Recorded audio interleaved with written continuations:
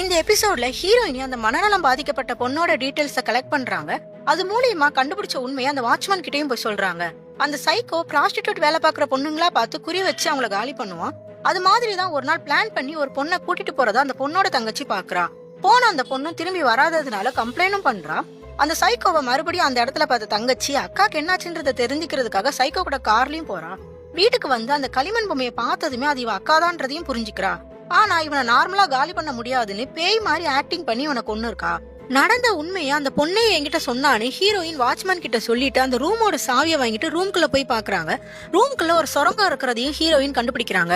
அதுக்குள்ள போன ஹீரோயின் ஒரு செவுத்துல ஒரு கருப்பு கயிறை பாக்குறாங்க. பார்த்த இவங்களுக்கு இந்த கயிறு அவங்க அப்பா கையா இருந்ததுன்றது ஞாபகம் வருது. உடனே ஒரு சுத்தி எடுத்து அந்த செவுத்தையும் உடைச்சு பார்த்தா உள்ள அவங்க அப்பாவை அப்படியே நிக்க வச்ச மாதிரியே புதைச்சி வச்சிருக்காங்க. அந்த இடத்துக்கு வாட்ச்மேன் வந்து நிறைய உண்மையை சொல்ல ஆரம்பிக்கிறான். ஆக்சுவலா அந்த ஆர்காலஜி டிபார்ட்மெண்டோட ஹெட்டே நான் தான். இந்த மேன்ஷனுக்குள்ள நிறைய புதையல் இருக்குன்றத உங்க அப்பா கண்டுபிடிச்சாரு. அதை நம்ம 3 பேரும் பங்கு போட்டுக்கலாம்னு நான் சொன்னேன். ஆனா அதுக்கு உங்க அப்பா ஒத்துக்கல. அதான் அவரை நான் போட்டு தள்ளிட்டு இங்கே புதைச்சிட்டேன். பார்த்தா நீ வேற உங்க அப்பாவை தேடி இந்த இடத்துக்கு வந்துட்ட. நான் சொன்ன பேய் கதையெல்லாம் கேட்டு நீங்க இருந்து ஓடி போயிருவேன்னு பார்த்தா அதை நீ நம்பல. இதுக்கு மேல நான் உன்னையும் விட்டு வைக்க மாட்டேன்னு சொல்லி போட்டு தள்ள ட்ரை பண்றாரு.